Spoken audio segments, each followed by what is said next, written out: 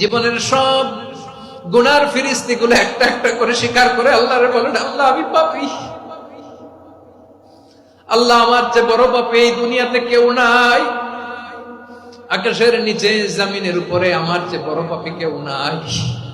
একটা একটা করে আল্লাহ স্বীকার করি আমি পাপী, সব পাপের স্বীকৃতি দিলাম।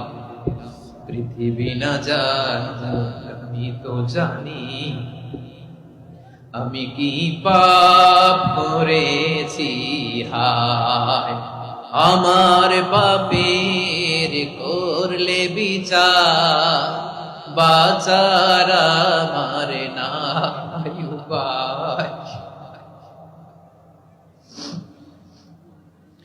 দয়াময় তুমি মাফ করো আমায়, মাফ করো আমায়। আল্লাহ তাআলা যদি দয়া করে আমাদেরকে মাফ না করে, আমাদের বাঁচার কোনো উপায় নাই। আপনি কি ভেবেছেন